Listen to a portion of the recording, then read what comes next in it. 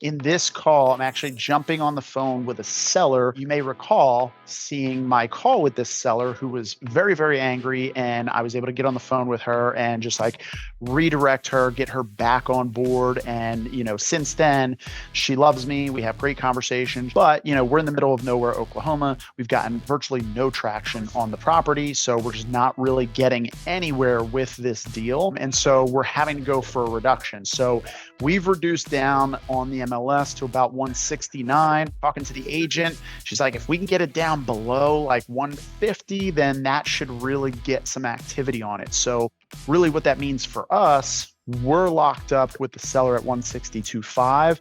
So I'm going to try to shoot to get all the way down to 125. So that's about a $37,000 reduction. That's about a 23% reduction. There's little nuanced things that you can implement in your conversations and how you present things that will help you get these types of conversations across the finish line. So stay tuned. We're going to dial this seller and walk through this process.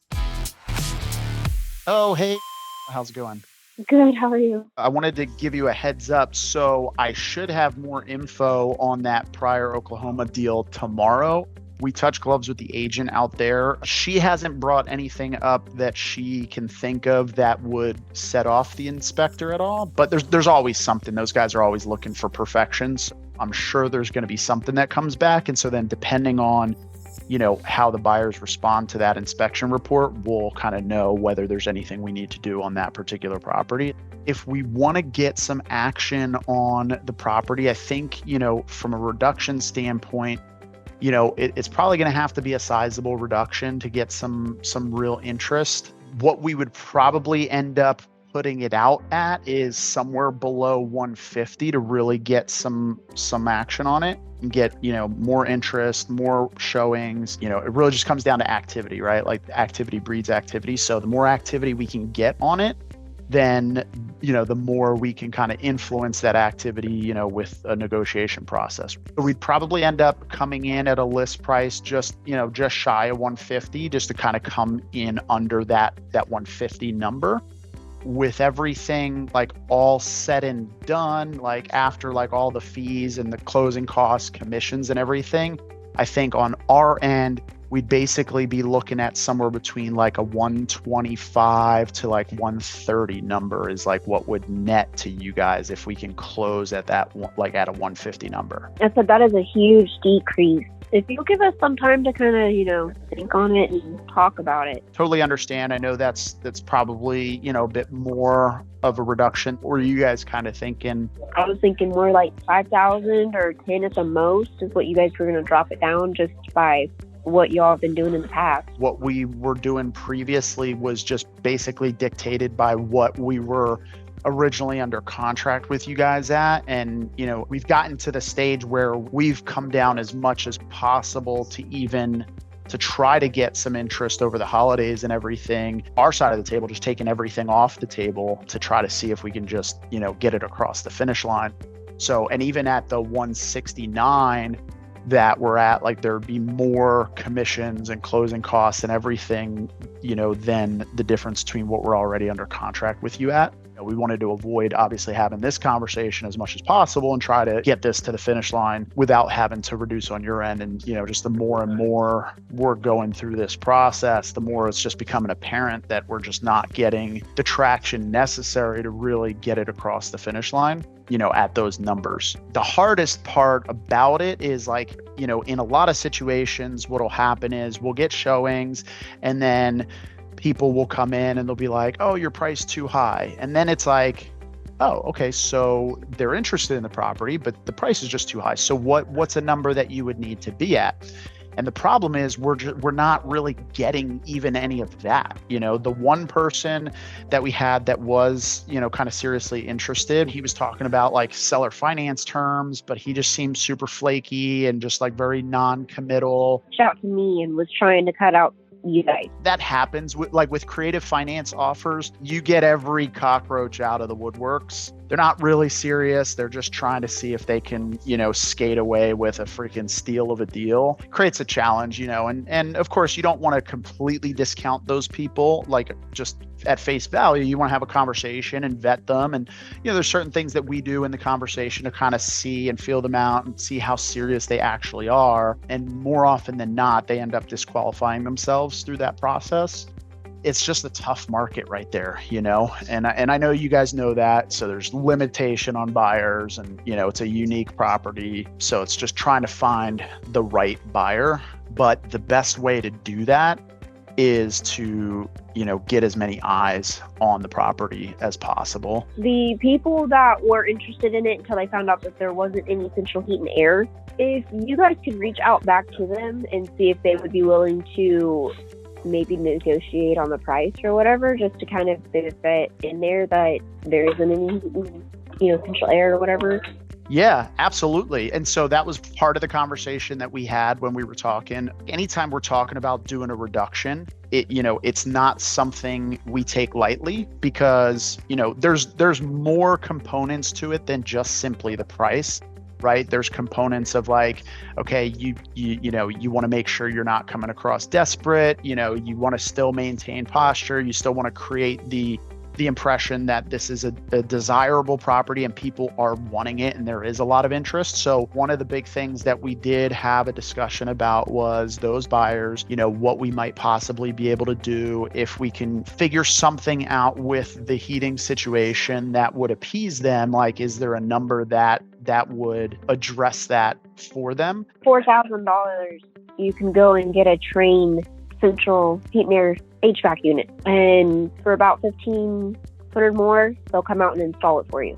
Got it. Okay, so you're looking at about $6,000 all in with everything. Is there ducting already in the house? Yes. All you would have to do is just get a new HVAC unit and hook it up, or come out and fix the one that is there. Okay. Are there any issues with the ducting that would create any challenges with just simply adding the new HVAC unit?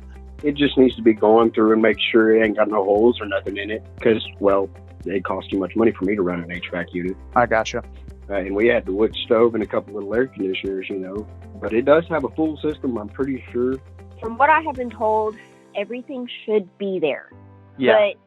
But again, I was really the only one that kind of crawled underneath there that I would trust on his word. That's really good to know. So what we can do is, we can certainly, we're obviously going to talk to those buyers, right? Like anybody that is remotely interested in the property, we're going to continue to probe them. Like, trust me, we don't let anybody that raises their hand even a little bit, like hesitantly, like we will pound them until they're like, just stop calling me. I'm not interested. You know what I mean?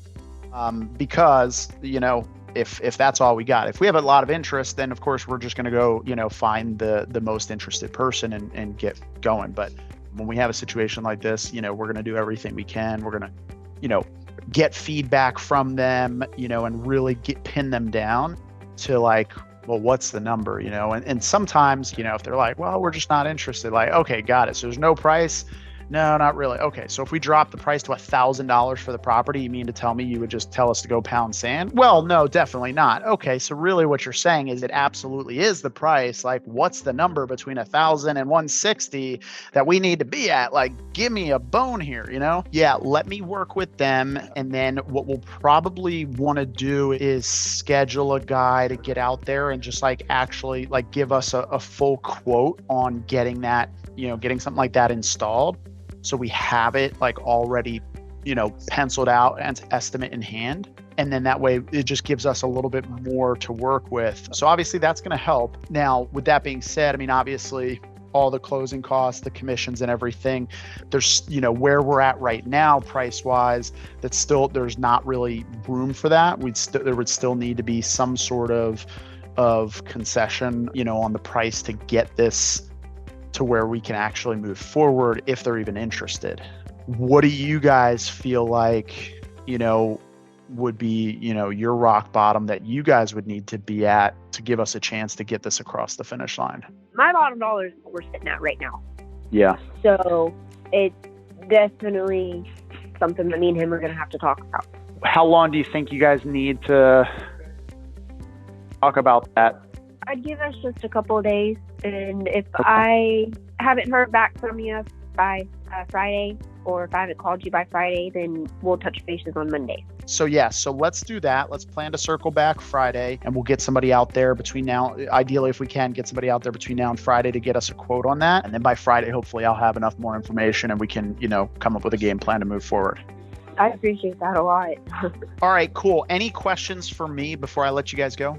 No, sir, not that I can think of. I think you've touched a lot of my bases on everything that I was curious about. Okay. Awesome. Sounds good. Well, if anything comes up, if you guys think about it, you guys come up with, something you guys are happy with, before I talk to you, feel free to reach out. Okay. All righty. Thank you, sir. All right. Appreciate you guys. Have a good one. All right, guys. So if you expected them to come down 37.5 on this first call, put a 1 in the comments. Would love to see that. I didn't expect we were going to get that big of a reduction on this first call. We didn't certainly get a no. She basically said that right now is where her bottom dollar is at, but she asked us how much of a reduction she needs. She, said they're going to talk about it. They threw out the fact of it's going to cost about $6,000 to get a unit installed. So we're going to get a quote. We're obviously going to go back in with these buyers and see if we can negotiate with them and get a number from them. Guys, if you think that everything you do in this business is just going to be a one-call close. Oh, I'm going to call somebody. First time I talk to them, I'm going to lock up a contract. Sure, it could happen, but the reality is the phrase, the fortune is in the follow-up, is a phrase for a very specific reason. You're almost never going to lock them up on the first call. Same thing with reductions. If you're going in, you're getting ready to close on the property, yeah, you can get a reduction on the first call. That's fairly easy to do. But in a situation where you're listing the property, you've got no interest, and you're really just trying to peak interest with a reduction, it's going to be a lot harder for you to get a significant reduction on that first call. You have to plant seeds, you have to anchor low. And that's why I came in at a 125 anchor point for where we needed to be, knowing that they were going to be not thrilled with that. But if they're thinking, 150 and I'm coming in at 125, you can bet your bottom dollar that on the next call, when I talk to them on Friday, their expectations no longer going to be 150. It's going to come down 145, 140. And then now I'm negotiating a much smaller reduction on that call. So hopefully you guys took a lot of value out of that. Put in the comments below what your favorite part of that call was, what you thought I could have done better. I'm always trying to learn and grow.